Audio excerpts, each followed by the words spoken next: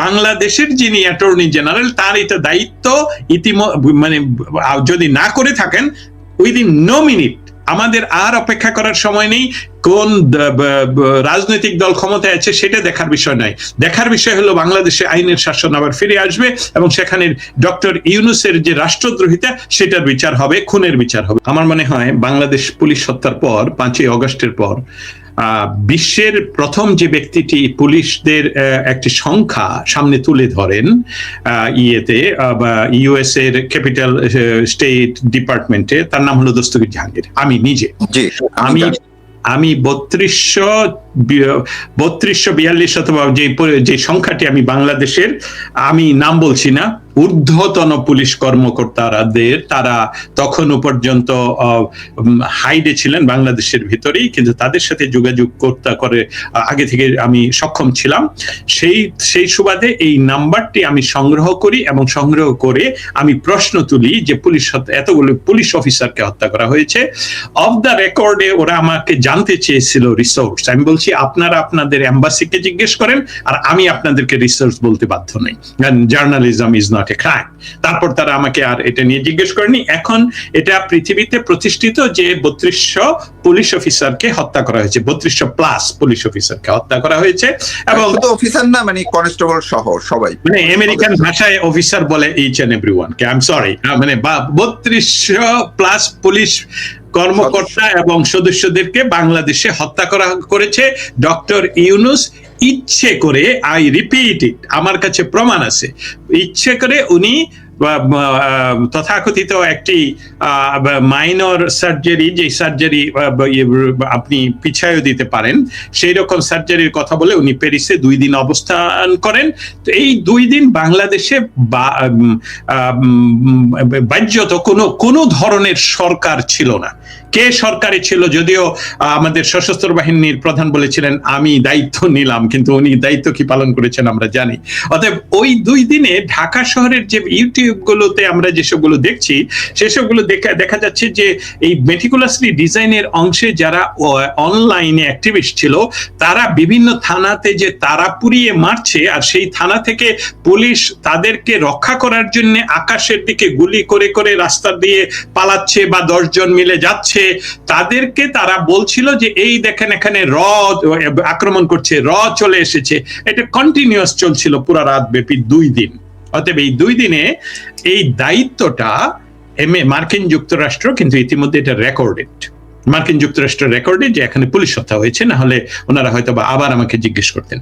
আচ্ছা, সেই পুলিশ হত্যার বিষয়ে ইউরোপিয়ান ইউনিয়ন জিজ্ঞেস করেছে, সেই পুলিশ হত্যার বিষয়ে ইউনাইটেড নেশন জিজ্ঞেস করেছে। এই জন্যে এই যে আর মনস্টারের সাথে যে আরেক ছিল আসিফ নজরুল, যিনি বলেন উনি আইন পড়ান, আসলে আইনের উনি তত্ত্ব আসলেই জানেন না, উনি এটা নিয়ে টেনশনে পড়ে যান যে এই পুলিশ হত্যা বিষয়টা তো আসলে তাদের যারা হত্যা করেছে যে সকল ইয়াংরা এটার সাথে যুক্ত ছিল, তারা টকশোতে এসে বীর বাহাদুরের মতন তারা এই জন্য এটাকে 71-এর সাথে তুলনা করছিল, যে 71-এর মুক্তিযোদ্ধারা যেরকম আমাদের বীর, তারা সেরকম বীরত্ব দেখাবে নিজের ভাইকে হত্যা করে, নিজের বাবাকে হত্যা করে, নিজের বোনকে হত্যা করে, প্রেগনেন্ট পুলিশ অফিসারকে হত্যা করে।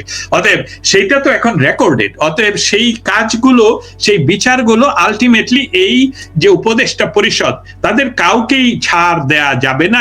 এর অর্থ হলো ছাড় আমি দেই আর না দেই, বাংলাদেশ দিবে না, বাংলাদেশের আইন দিবে না, বাংলাদেশের কোনো সরকার দিবে না।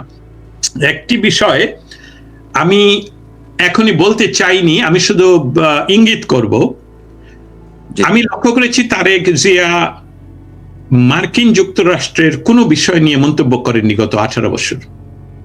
একটি বিষয় নিয়ে মন্তব্য করেননি, ভালোও বলেননি, খারাপও বলেননি। আমি আবার ফিরে যাই যে ওনার পররাষ্ট্রমন্ত্রীর নিয়োগ এবং এই সার্বিক বিষয় দিয়ে তিনি যে ক্ষমতায় বসলেন সেটাকে উনি একটা গণতান্ত্রিক আবরণ দেওয়ার জন্যে উনি হয়তোবা, এবং হয়তোবার অর্থ হলো আমি মনে করি যে উনি এই পুলিশ হত্যার তদন্তে হাত দিবেন।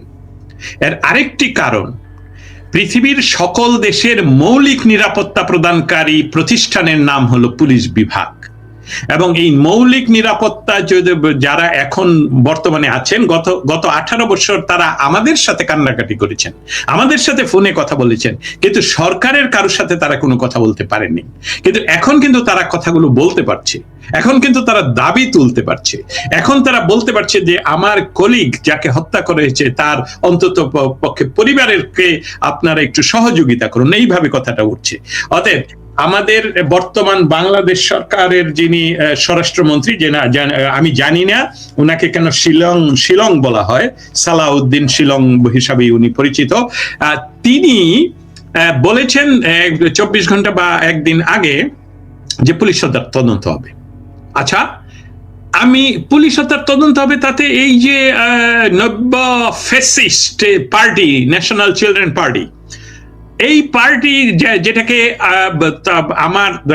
আমি সাংবাদিক হিসেবে দাবি রেখে যাই যে তারেক জিয়া এটাকে নিষিদ্ধ ঘোষণা করা উচিত, কারণ তারা মেট্রো রেল পোড়ার সাথে যুক্ত, তারা বিটিভি ভবন পোড়ার সাথে যুক্ত, তারা সেতু ভবন পোড়ার সাথে যুক্ত, তারা পুলিশ হত্যার সাথে যুক্ত, তারা প্রেগনেন্ট পুলিশের হত্যার সাথে যুক্ত, তারা 32 নম্বর ভাঙ্গার সাথে যুক্ত, তারা বাংলাদেশের এমনকি যাদের সাথে আমার কোনো সম্পর্ক নেই কিন্তু সাংবাদিকতার স্বার্থে এই প্রথম আলো এবং ডেইলি স্টার পুড়িয়ে দেওয়ার সাথে যুক্ত, তাদেরকে আপনি ছাড় দিলে আপনাকেও পুড়িয়ে দিবে একদিন, এবং সেই দিন বেশি দূরে নয়। এই জন্য হয়তো বা তারা কেক কাটা হচ্ছে, যেটা দিয়ে আমরা শুরু করলাম।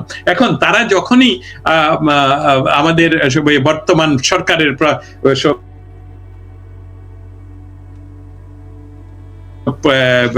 দেশ কি জানি স্বরাষ্ট্রমন্ত্রী তাদের গায়ে বাজে কেন? তারা আমি নিষ্কলুষ হলে তো আমি বলবো অবশ্যই আমার একজন পুলিশ কেন হত্যা হলো এটা তো আমরাও বিচার চাই। যেমন স্বাধীনতার পর বা 52-51 পর থেকে প্রথমবারের মতন ওনারা নাকি বিরোধী দল হয়েছেন, বিরোধী দল হিসাবে ওনাকে আমাদের শহীদ মিনারে যেতে হবে, যেটা আমি ঘৃণা ভরে প্রত্যাখ্যান করি। আপনাদেরকে শহীদ মিনারে বাঙালিরা চায় না, 52 শহীদেরা আপনাদেরকে সেখানে দেখতে চায় না। কিন্তু আজকে যখন আপনি সেখানে যে এই ভং করে গেলেন সেখানে, তাহলে পুলিশ হত্যার বিচার তো আপনি বিরোধী দল হিসেবে আমার আগে বলা উচিত। স্বরাষ্ট্রমন্ত্রীকে আপনার প্রেসার করা উচিত যে পুলিশ হত্যার বিচার হওয়া উচিত, কারণ আপনার তো তখন সরকারে ছিলেন না, তখন ছিল তো ডক্টর ইউনূস। এই ডাক্তার শফিক, আপনি তো ক্ষমতার অংশ ছিলেন না, তাহলে আপনি কেন বলছেন যে পুলিশ হত্যার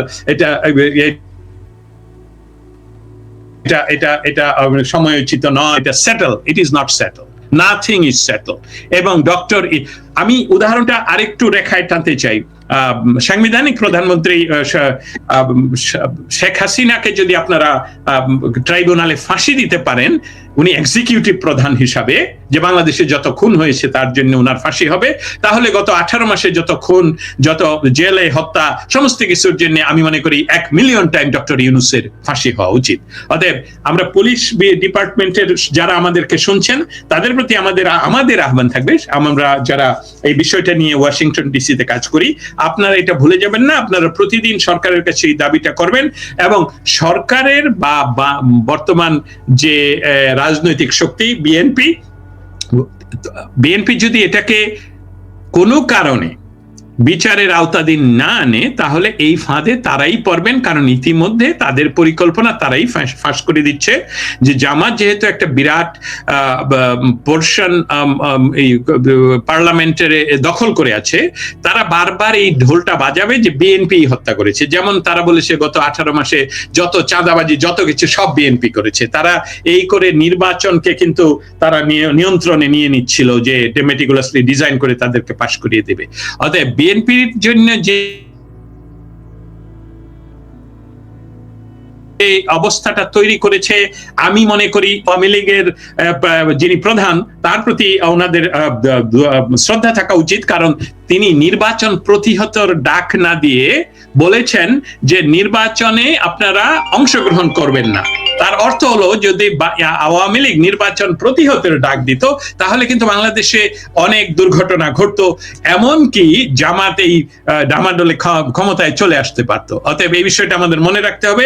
বিএনপিকে অবশ্যই এই বিষয়টাকে সূক্ষ্মভাবে ধরলেও কঠিনভাবে ধরতে হবে, যে এই পুলিশ হত্যার বিচার বাংলাদেশের জনগণ যেভাবে চায়, আপনাদেরকে যারা এখন নিরাপত্তা দিচ্ছে সেই পুলিশ বিভাগও কিন্তু চায়। অতএব আপনারা এটাকে অস্বীকার করতে পারবেন না।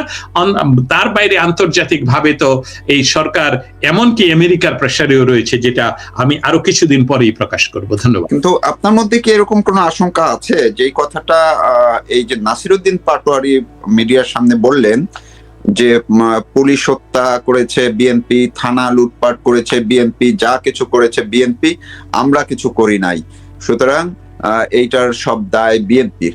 তো বিএনপি এখন যদি তারা, আমরা আবার এটিও তো ঠিক যে ওই আন্দোলনে অর্থাৎ শেখ হাসিনা একটি বৈধ নির্বাচিত সরকারকে উৎখাতের আন্দোলনে তারাও ভিতরে ছিল। ৩২ নম্বর ভাঙার সময় তো তারেক রহমানের নামে স্লোগানও দেওয়া হয়েছে। তো এই দায় আসলে কি বিএনপি যদি এই পুলিশ হত্যার বিচারের পথে এগিয়েও যায়, তারপরেও কি তারা কি এই দায় এড়াতে পারবে? প্রথমত আইন কিভাবে এক্সিকিউট হয় সেটা আমাদের দেখতে হবে। আমরা যে যত কথাই বলি না কেন, আইন খুঁজে দেখবে বা ইনভেস্টিগেশন করে দেখবে এর পিছনে আসলে দায়ী কে। আমাদের সেই সময়কার ৫ই অগস্ট এবং ৪ঠা অগস্ট থেকে ৭ই অগস্ট পর্যন্ত, তারপরেও আমরা যদি লক্ষ্য করি যে এই ধ্বংসযজ্ঞের সাথে যে ফেজগুলো, এসবগুলো তো যেহেতু সবার হাতে মোবাইল, সবার হাতে সেলফোন, অতএব আমরা কিন্তু এই ডকুমেন্টগুলো আছে, পৃথিবীর কোথাও না কোথাও আছে, এবং এই ফেজগুলো আছে। আমি কোনো ক্রমেই বলছি না যে বিএনপি এই দায় তাদের উপর, জামাত চেষ্টা করবে না তাদের উপর বর্তাতে, এমনকি এনসিপিও করবে, জামাত করবে। বিএনপিকে যেটা প্রমাণ করতে হবে, প্রথমত তারা যখন নিজেরাই ইনভেস্টিগেশনের কথা বলছেন, এমনকি স্বরাষ্ট্রমন্ত্রী এবং বিএনপির মহাসচিব যিনি ওই লোকাল গভর্নমেন্ট মন্ত্রী, তিনিও বলছেন। অতএব দুইজন পাওয়ারফুল ব্যক্তি যখন, সরকারের পাওয়ারফুল ব্যক্তি যখন বলছেন, তখন আমার দৃঢ় বিশ্বাস বিএনপি এটাকে চ্যালেঞ্জ হিসেবে নিচ্ছে তাকে ক্লিন করার জন্য। যেমন 18 মাসে নির্বাচনের আগে 18 মাস জামায়াতে ইসলামী গ্রামে গ্রামে ঘুরে ঘুরে তারা কিন্তু মানুষকে সহায়তা করেছে, এটা সত্য কথা। এটা তারা প্রমাণ করতে চেষ্টা করেছে। দেখেন, আমরা কিন্তু টেম্পো স্ট্যান্ডে চাঁদাবাজি করছি না। আমি দেখেন আপনার জন্য এই যে খাবার নিয়ে এসেছি, এই যে, অতএব তারা প্রমাণ করতে চেষ্টা করেছিল যে আপনারা তো বিএনপি দেখেছেন, আওয়ামী লীগ দেখেছেন, বাংলাদেশের স্বাধীনতা দেখেছেন, আমাদেরকে একবার আল্লাহ চাচ্ছে আমাদেরকে, অতএব আপনারা আল্লাহর ইশারায় আপনার ভোটে আমরা ক্ষমতায় গিয়ে করব, এবং সেটা বিএনপির উপর চাপানোর প্রয়োজন। বিএনপি এটাকে চ্যালেঞ্জ হিসাবে নিয়েছে। এটাই আমি মনে করি সালাউদ্দিন স্বরাষ্ট্রমন্ত্রী এবং মির্জা ফখরুল এটাই বলছেন, কারণ ওনারা আসলে বিএনপির নীতি নির্ধারক। আই রিপিট, তারা কিন্তু এই দুইজন কিন্তু, যেমন ডক্টর ইউনূসের মন্ত্রিসভায় অনেকেই ছিলেন, কিন্তু আমরা জানি কারা নীতি নির্ধারক ছিলেন। এই টেম্পো দখল করার মতন যারা যারা আমাদের গোপালগঞ্জে আক্রমণ করে অনলাইনে বসে বসে দেখছিলেন, তারাই সেখানে নিয়ন্ত্রণ করছিলেন। অতএব এই চ্যালেঞ্জটা যেহেতু বিএনপি সদিচ্ছায়, কারণ আওয়ামী লীগ এই প্রেসার বিএনপিকে এখনো করেনি তেমন ভাবে।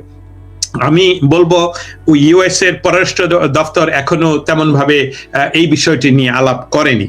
এমনকি ইউরোপিয়ান ইউনিয়ন, জাতিসংঘ সবাই তাদেরকে নোট দিয়েছে যে বাংলাদেশে আইনের শাসন প্রতিষ্ঠার জন্য সমস্ত কিছুই নির্বাচিত সরকার করবে, এটা আশা করি। যেমন 5 জন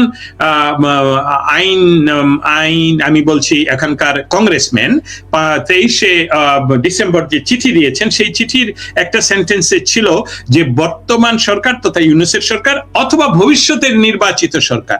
অতএব এই কাজগুলো এখনো তেমন প্রেসার হিসেবে আসেনি বা আমরা দেখতে পাচ্ছি না, কিন্তু আমার মনে হচ্ছে বিএনপি নিজকেই মুক্ত করার জন্য এই কলঙ্ক থেকে আমার মনে হচ্ছে বিএনপি এই কাজটা করবে। আর যদি না করে তাহলে আমার কথা মিথ্যা হবে। আমার কথা মিথ্যা না হোক, আমার কথা মিথ্যা না হয়ে বিএনপি এই চ্যালেঞ্জটা গ্রহণ করুক এবং প্রমাণ করুক যে তারা এটার সাথে যুক্ত ছিল না। 32 নম্বরে যারা তারেক জিয়ার নামে স্লোগান দিয়েছে, তারা প্রমাণ করুক যে এরা শিবিরের লোক। যেমন ওই যে কিসের নিচে বসবাস করে প্রাণী বলা হচ্ছিল যে লুঙ্গির নিচে, এরা কি ওরাই? এটা বিএনপি কে, তারেক জিয়াকে প্রমাণ করতে হবে, এবং বিএনপি সেই চ্যালেঞ্জ গ্রহণ করেছে বলেই আমি দস্তগীর জাহাঙ্গীর মনে করি।